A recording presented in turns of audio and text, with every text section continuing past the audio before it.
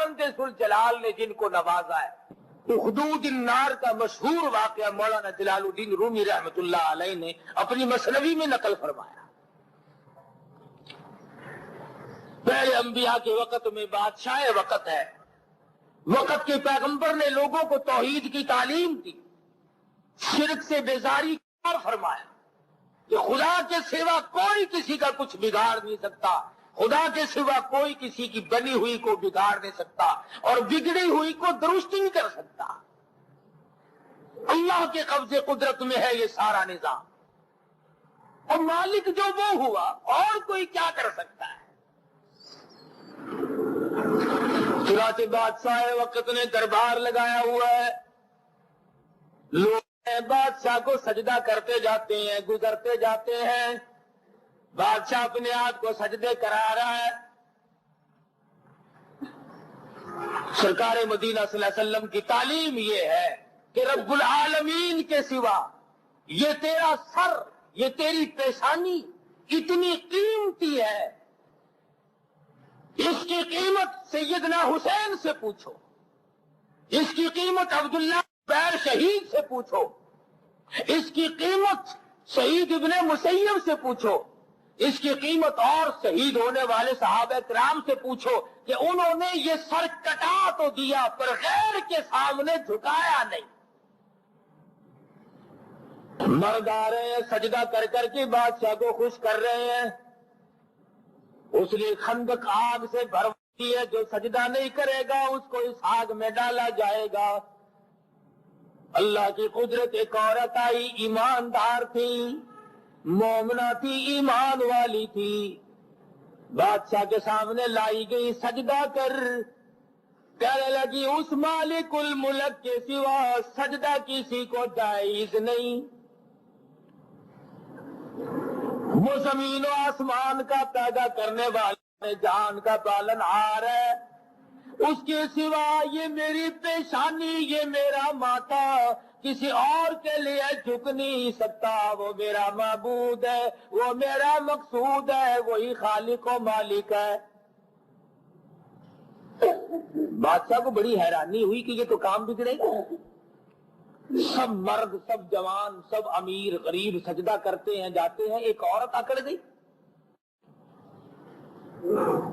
اس کے وزیر سفیر کہنے لگے تجھے کرنا پڑے گا، اس نے کہا توبہ کر، کیسے کرنا پڑے گا جب میرے یقین میں، میرے ایمان میں یہ جائز ہی نہیں تو کرنا کیسے پڑے گا؟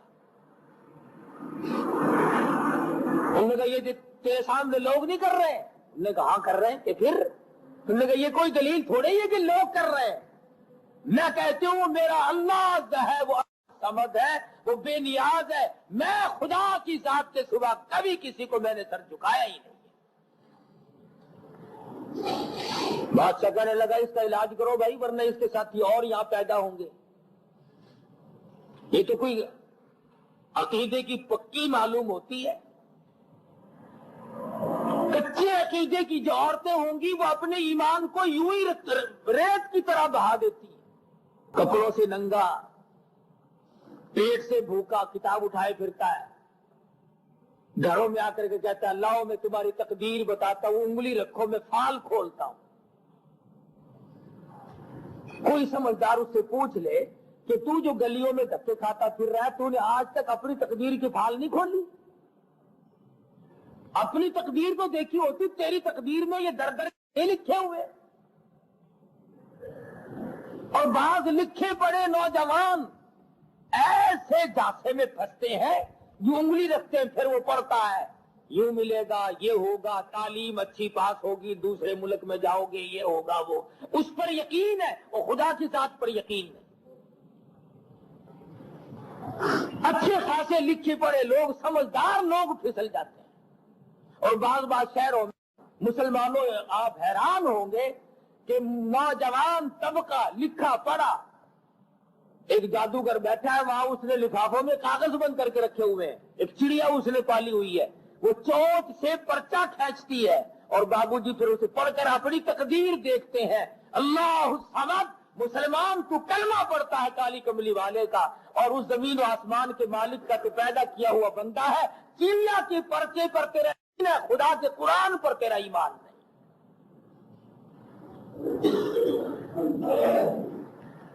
عورت کو مجبور کیا گیا تجھے سجدہ کرنا پڑے گا، کہنے لگی ہرگز ہرگز نہیں، ابھی تجھے سزا دی جائے گی، تجھے پتہ چل جائے گا. عورت کہنے لگی کوئی بات نہیں، ایمان کی وجہ سے سزا بھی ملے تو میں برداشت کروں گی. بڑے آ کر کے بولے، افسر بولے، وزیر بولے. مولانا جلال الدین رومی رحمت اللہ علیہ فرماتے ہیں، کہنے لگے گفتو اے زن پیش ہوئی سجدہ کن، ورنہ دری آتش بسوسی بے سخن. دیکھ لے یہ تیرے سامنے دہک رہی ہے، یہ شعلے بھڑک رہے ہیں، تجھے اس میں پھینک دیا جائے گا، یا تو سجدہ کر دے. مولانا کہتے ہیں بودا زن پاک دینو مومنا، او سجدہ آبت نہ کردہ موقنا. اس نے صفا انکار کر دیا. میرا سر اتار سکتے ہو، میری چمڑی ادھیڑ سکتے ہو، میری جان کا قیمہ بنا سکتے ہو، پر اللہ کے سوا میں کسی کو سجدہ کرنے کے قابل کبھی سمجھتی ہی نہیں.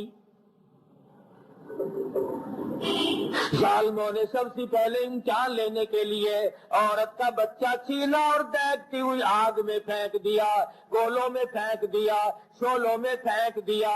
عورت ساتھ ہے، اپنے بچے سے بڑا پیار ہوتا ہے، ساری ساری رات کھڑی رہتی ہے، آپ گلے میں سوتی ہے، اسے سوکھے میں سلاتی ہے، رات دن دوا دارو کے لیے دوڑی دوڑی پھرتی ہے، ہر ممکن طریقے سے آرام پہنچاتی ہے. اولاد جو ہوئی تو ماں کی ممتا نے انگڑائی لی. اللہ تبارک و تعالیٰ نے ماں کے دل میں محبت رکھی اولاد کی. اگر یہ نہ ہوتا تو پلنا بڑا مشکل ہو جاتا. ماں کے دل میں آنے لگی الہی میری آنکھوں کے سامنے میرا بچہ جل رہا ہے، ان ظالموں نے چھین کر آگ میں پھینک دیا. یہ کنارے کھڑی ہو کر کے تماشا دیکھ رہی ہے. وہ معصوم بچہ جو ابھی بولنا بھی نہیں جانتا تھا، جو ابھی بولنے تک کی نوبت کے لیے بھی نہیں آیا تھا، اللہ تعالیٰ نے فرمایا او میرے بندے، او میری ایک نیک مائی کے بچے، تو بولنا تو نہیں جانتا، پر میں خدا تجھے اگر بلوانا چاہوں تو بول کیوں نہیں سکتا؟ جلدی بول کے اپنی ماں کی تسلی کر دے، اپنی ماں کے ایمان کو مضبوط کر دے. اندر آگ میں لیٹا لیٹا کہتا اندرا مادر کے من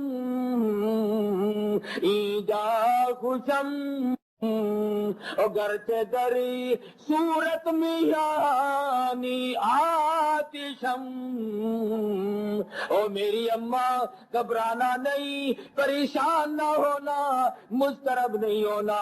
ذرا دیکھنے میں آگ معلوم ہوتی ہے، او میری اماں چھلانگ لگا کے تو دیکھ لے، ایمان والوں کو یہ آگ کچھ نہیں کہتی.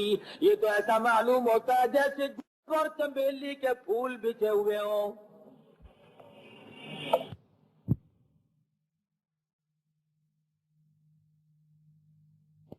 کہنا نہیں پڑے گا کہ میاں کھاؤ اٹھاؤ برتن لے جاؤ، وہ خوشا، وہ گنچھا خود بخود وہ شاخ پیچھے کو ہٹ جائے گی.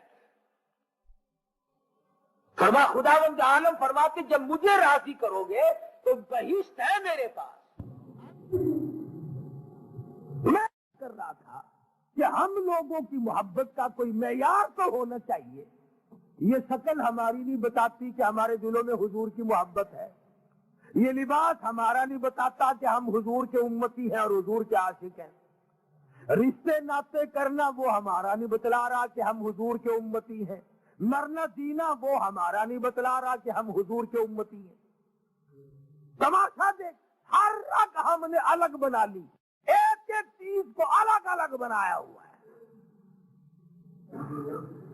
اب بتاؤ قرآن مجید کی 6666 آیتیں ہیں اور تقریباً 8 لاکھ حدیثیں ہیں محمد مدنی صلی اللہ علیہ وسلم کے جو ارشادات ہیں. ان میں یہ کہا لکھا ہوا ہے کہ جب کوئی مر جائے پھر 40ویں دن ملا آ کے روح کو نکالے گا اور روحوں میں روح کو ملائے گا. اچھا روح آج نکلے گی. اور اسرائیل اس دن کیا لے گیا تھا؟ اسرائیل اس دن کیا بقرعید کی قربانی کا گوشت کھانے آیا تھا؟ اگر اسرائیل روح لے گیا تو یہ آج کیا ہو رہا ہے؟ اور اگر آج روح نکل رہی ہے تو اسرائیل کیا لے کے گیا؟ اور پھر ڈھنگ دیکھو، عورتیں بچوں کو دروازے پہ نہیں کھڑا ہونے دیتی. کیا لگا کہ آج روح نکلے گی، کبھی روح کا پیر پھسل کر تمہاری ٹکر نہ لگ جائے. ہندوستان کی بات ہے، یہاں تو لوگ بڑے سمجھدار لکھے پڑے ہیں. جمعرات کو عموماً میاں جی کی دعوت ہوا کرتی تھی. وہ ایسے کوئی ایک گھر تھا بڑا کنجوسوں کا، انہوں نے کبھی دعوت نہیں کی اور برابر والوں نے دعوت کی. اور کھانا اس زمانے میں کھیر ہوا کرتا تھا، دودھ بکا نہیں کرتا تھا. آج تو الحمدللہ لسی بھی نصیب نہیں ہے. تو میاں جی صاحب دعوت کھاتے جاتے ہیں اور چھوٹا ساتھ رکھا تھا، اٹھا کر چل ہٹ چل یہاں سے، پھر کھانے لگ جاوے، پھر چلا. ایک عورت کہنے لگی میاں جی صاحب کیا بات ہے، کوئی کتا بلی کو دکھائی یہ کس کو دمکا رہے ہو؟ جو کہ دوسرے گھر کے مردے کھیر مانگنا ہوا ہے. یہ دوسرے گھر کے مردے کھیر مانگ رہے ہیں، نہیں دوں گا میں، دوسرے گھر کا حق میں کیسے دے دوں؟ وہ عورت غریب سن رہی تھی. اس نے اپنے خامن سے کہا کہ ڈوب کے مرنے کا کام ہو گیا. اس نے کہا کیوں؟ کہ ہمارے تو مردے بھی جھڑکے کھاتے پھر ہیں، ہمارے تو مردوں کو بھی دھکے مل رہے ہیں. اگلی جمعرات کو دعوت کا انتظام کرو. نہ نہیں تھا کہ چلو میاں جی صاحب آپ کی دعوت ہے، جا کے بیٹھ گیا. کھاتا جاوید نے کہا آؤ آؤ آج کھاؤ، دیکھو آج تمہارا حق ہے، آؤ آؤ. جیسے کبوتروں کو بلاتے ہیں نا، آؤ آؤ. جب قوم قرآن کی نہیں مانتی، جب قوم نبی کا فرمان نہیں ماننا کرتی، پھر قوم کبوتر طرح سے بہکانی پڑتی ہے. فرمایا اے میرے محبوب، تو رات دن روتا ہے، امت امت کرتا ہے، امتی امتی رات دن تیری زبان پہ ہے. جا میرے محبوب، میرا تجھ سے وعدہ، تیرا مجھ سے وعدہ، وما آتاکم الرسول فخذوہ، جو تیرا دیا ہوا لے لے گا اور تیرا منع کیا ہوا ہٹ جائے گا. میں تجھ سے وعدہ کرتا ہوں اور میرے محبوب مجھے تیری کالی کملی کی قسم، تیرا ہے وہ میرا ہے، جو تیرا نہیں وہ میرا نہیں.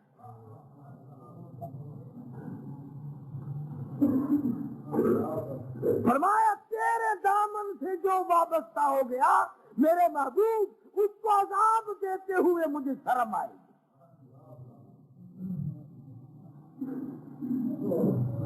کسی کا تو بن، کسی ولی کا بن، کسی نبی کا بن، کسی خدا کا بن، قرآن کا، کسی کا بھی نہیں بنتا. ہیرا پھیری میں ساری زندگی کاٹ دی.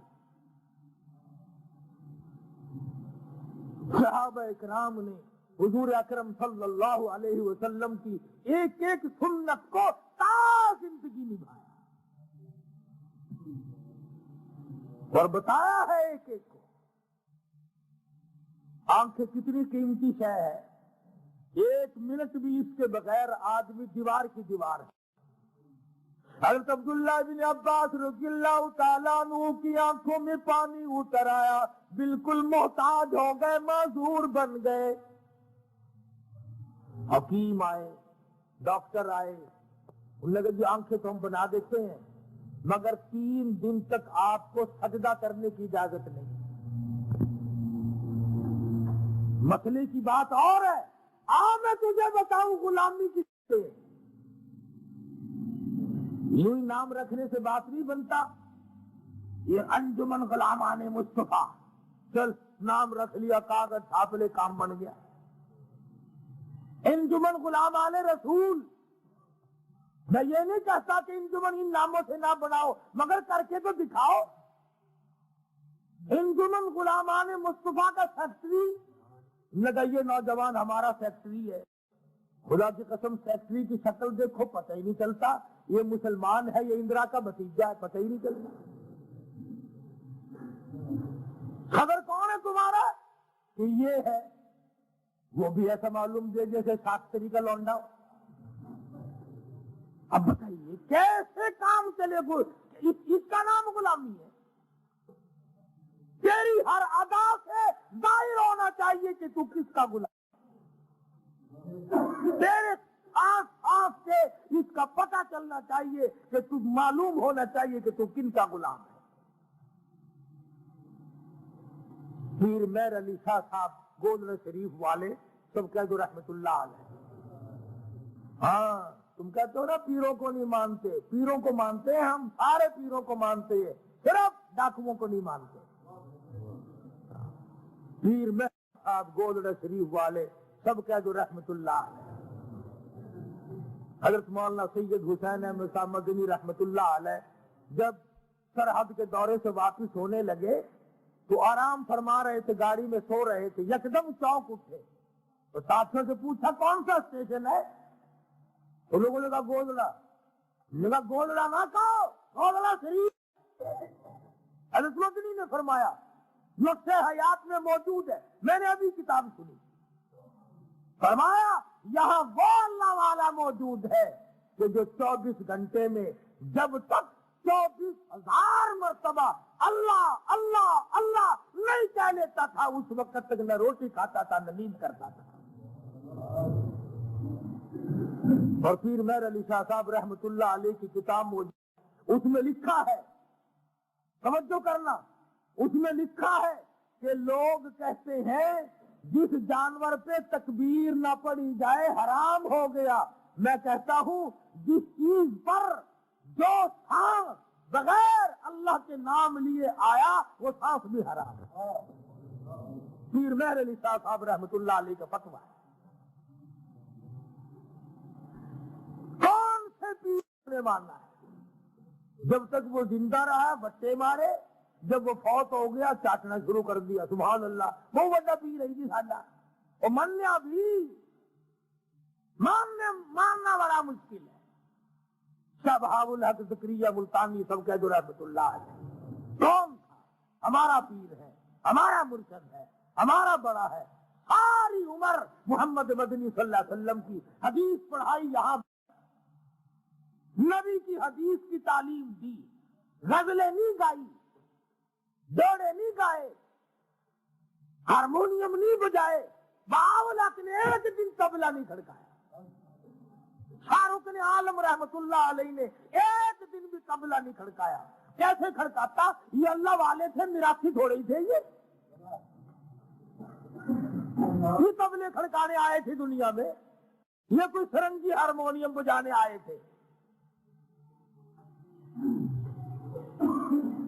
یہ تو آج کل اللہ اللہ کا دور ہے نا، 15 ہزار روپیہ خرچ کرنا اور نبی کریم صلی اللہ علیہ وسلم کے نام کو بدنام کرنا اور پھر طبلے سرنگی کھڑانا اور کچھ نہیں، میں شرابی، میں شرابی، میں شرابی۔ وہ خبیث جا پیلے بیٹھ کے اندر ہمیں کیا بتا رہا ہے؟